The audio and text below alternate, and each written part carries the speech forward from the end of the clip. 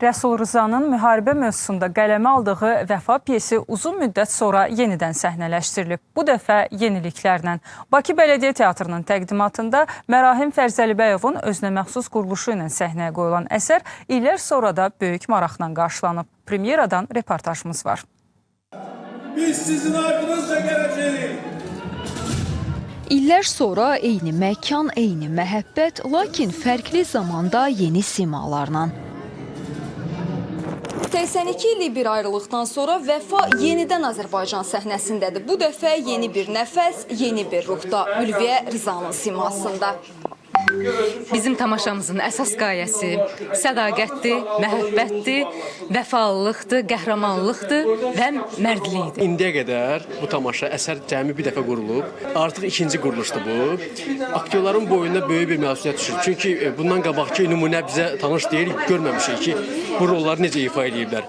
Zamanın sərt sınaqlarından keçmiş millətin mübarizəsi, düşüncələri, arzularından bəhs edən və hər dövr üçün öz aktuallığı ilə seçilən Vəfa piyesi Bakı Bələdiyyə Teatrının ifasında yeni quruluşda səhnələşdirildi.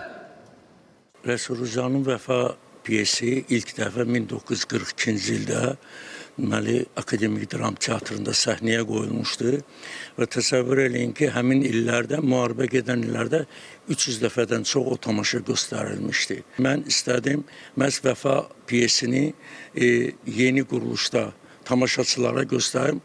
Tarix bizə onu göstərdi ki, biz öz vətənimiz uğrunda da 44 günlük müharibədə böyük zəfər qazanmışıq. Səhnə əsərini daha da maraqlı edən məqam onun böyük tarixi zəfərimizlə əlaqələndirilməsi və şairin vətənpərvər şeirlərinin tamaşaya əlavə edilməsi oldu. Aşkəs günlərlə sahilsiz sevdanı simlərlə ağlamaq deyəməz. Mənim də qatqım oldu. Əsərin redaksiyasında müəyyən böyük şairimiz Rəsul Rızanın şeirlərindən istifadə olunub və biz çalışmışıq ki, əsərdə 2020-ci ildə bizim 44 günlük vətən müharibəsində qazandığımız qələbəni də o əsərə əlavə edək. Bakı Bələdiyyə Teatrının 20 aktyoru insani keyfiyyətləri tamaşanın çatdırmaq istədiyi fikri böyük peşəkarlıqla təqdim etdilər. Teatr sevərlər müharibədən yayınmaq istəyənlərə güzəştə getməyən prokuroru və həyat yoldaşını böyük məhəbbətlə sevən fədakar qadını, ana harayını, sədaqətin, mərdliyin tərənnümünü xarakter etibarı ilə rəngarəng obrazlar vasitəsilə izlədilər.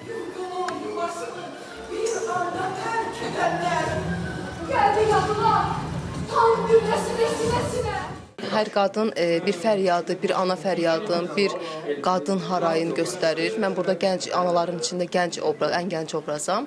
Mən burada belə düşündüm ki, sevgilisinin yolunu gözləyən gənc qız, müharibə dövründə belə şeylər çox olub. Və tamaşa boyu siz görəcəksiniz ki, biz tamaşa boyu qadınların fəryadı, onların dediyi nitq şeirlər, hamısı müharibəyə, müharibə olmamağa, sülhə çağırır. Tamaşada mənfi obrazlar vasitəsilə ötürülən mesajlar da vardı. Əsər çoxdan yazılsa da müasir dövrdən ayaqlaşan bir əsərdir.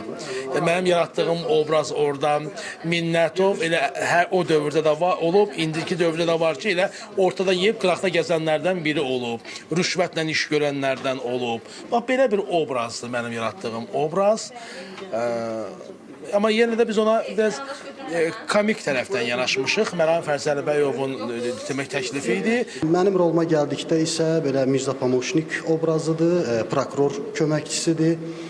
Ümumiyyətlə prokurorla həmişə bütün işlərdə təmasda olan, onunla bir çalışan, amma sadəcə olaraq xırdaca da olsa desəm, çirkaba və rüşvətə əli bulaşmış bir obrazdır və bu obrazı da canlandırmaqla onu demək istəyirik ki, rüşvətə yox, bütün işlərimizdə saf və dürüst olmaq lazımdır deyə bir mesajı var obrazın. Səhnə əsərində sevgi, məhəbbət savaşa qalib gəlir. Bu tamaşa çalğışı isə Bakı Bələdiyyə Teatrının bütün yaradıcı heyətinin Azərbaycan səhnəsinə vəfasının göstəricisidir. Fəridə İsmailova, Vahab İmanzadə, Sevgi Əlizadə, Mədəniyyət xəbərləri.